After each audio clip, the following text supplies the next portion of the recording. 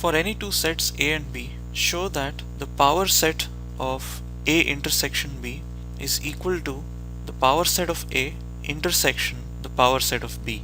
We will prove that these two sets are equal by taking an arbitrary element from the set on the left hand side and showing that it belongs to the set on the right hand side. And by doing so, we would have shown that the left hand side is a subset of the right hand side. Then we will take an arbitrary element from the right hand side and show that it is an element of the set on the left hand side, thereby showing that the right hand side is also a subset of the left hand side.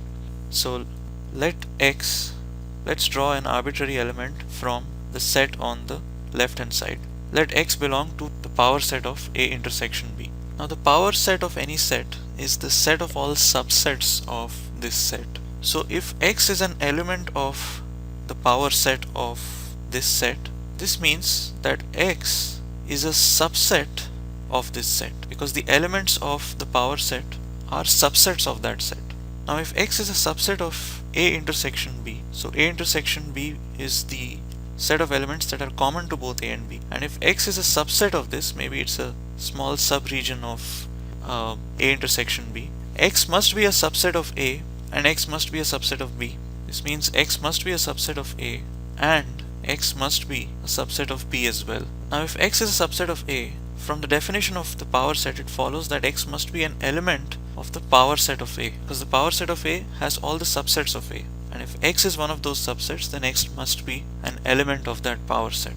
Similarly, X must be an element of the power set of B if it's a subset of. Now since X is an element of both of these sets, X must be an element of the intersection of these two sets. This means X is an element of the set on the right hand side.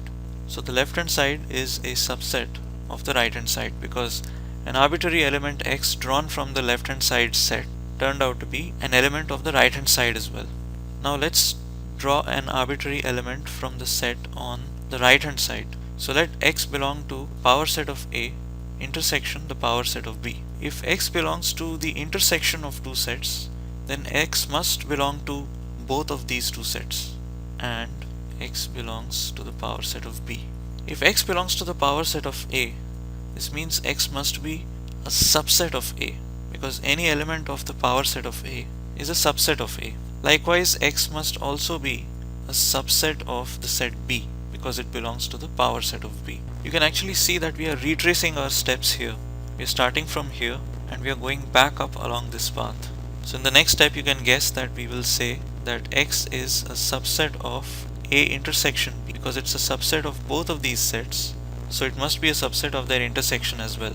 And this must be true because any arbitrary element drawn from this set X, note that X is a set because it's a subset of A and it's a subset of B, so it's a set. It can have many elements inside it. Take any element inside X, if it belongs to A and if it belongs to B, it must belong to A intersection B.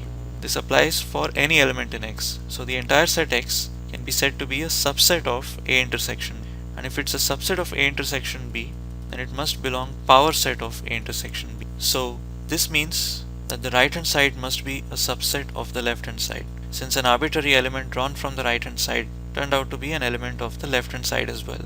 And combining both these results, we can say that the left hand side and the right hand side are the same set. They're equal sets.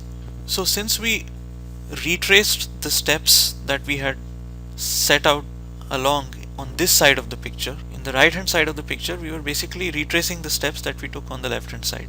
So instead of writing this two times, we could have just said that each of these steps is an if and only if step.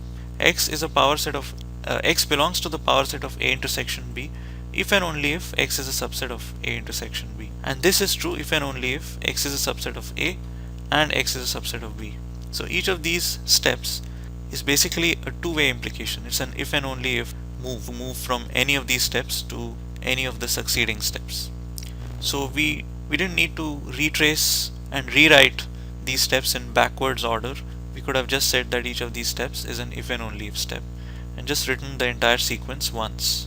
So if X belongs to the left hand side if and only if it belongs to the right hand side, it means the left hand side is equal to the right hand side.